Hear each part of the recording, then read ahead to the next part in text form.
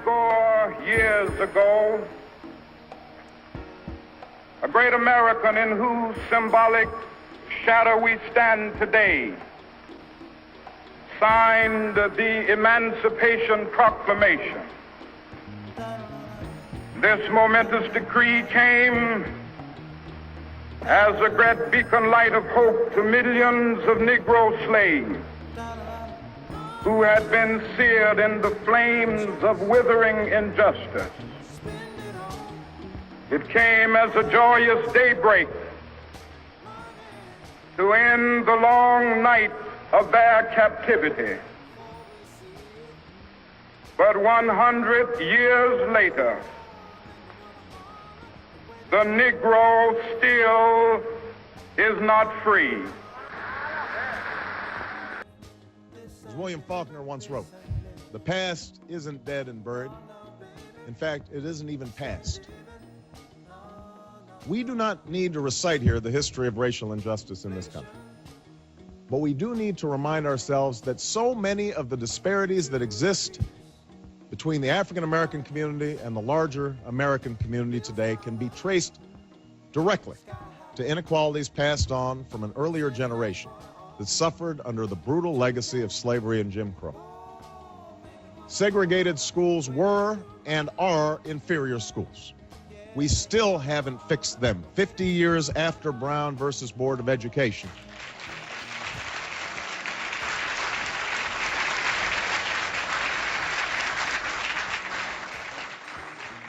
And the inferior education they provided, then and now, helps explain the pervasive achievement gap between today's black and white students. Legalized discrimination, where blacks were prevented, often through violence, from owning property, or loans were not granted to African American business owners, or black homeowners could not access FHA mortgages, or blacks were excluded from unions, or the police force, or the fire department, meant that black families could not amass any meaningful wealth to bequeath to future generations. That history helps explain the wealth and income gap between blacks and whites and the concentrated pockets of poverty that persist in so many of today's urban and rural communities.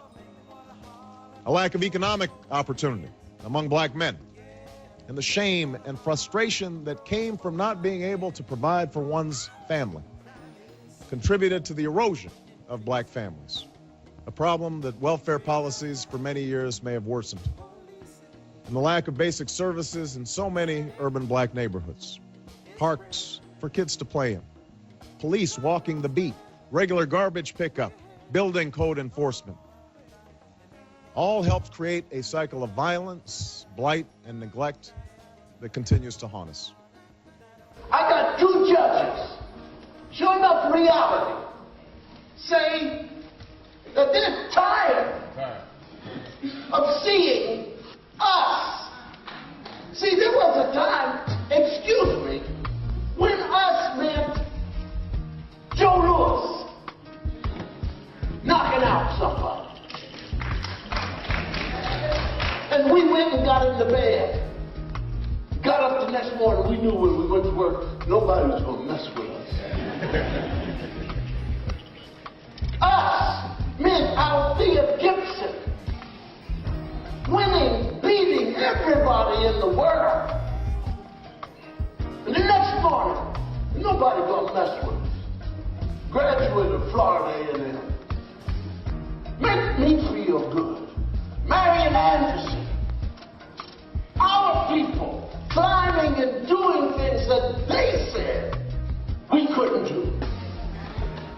And when we fought, when our grandparents fought to level the playing field, and it was level, what did we do with it? We're dealing with a high school dropout rate among black males in most urban areas of over 50%.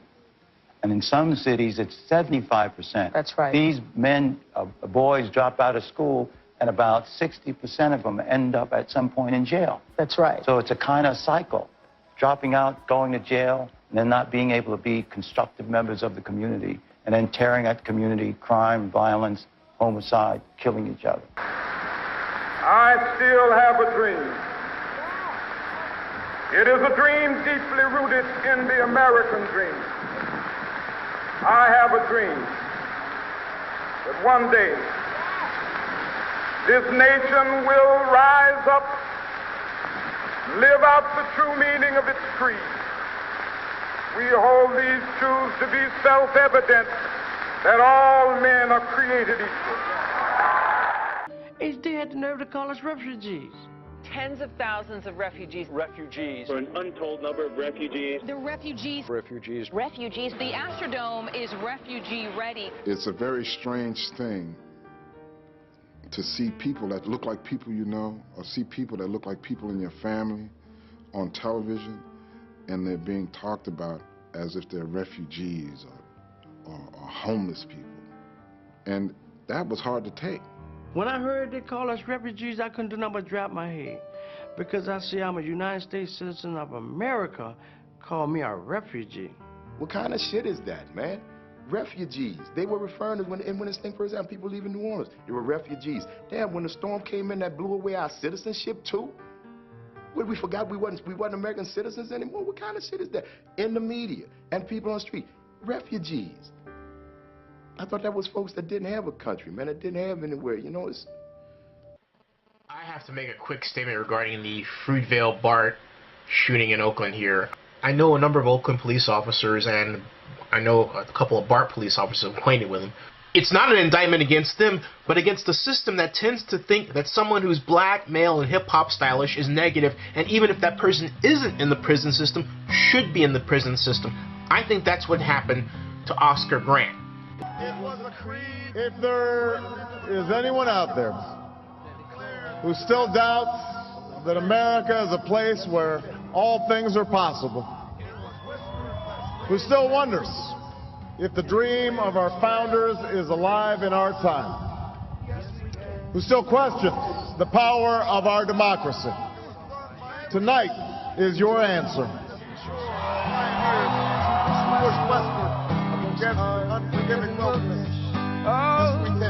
Yes, we can. It was the call of workers organized, women who reached for the ballots. A president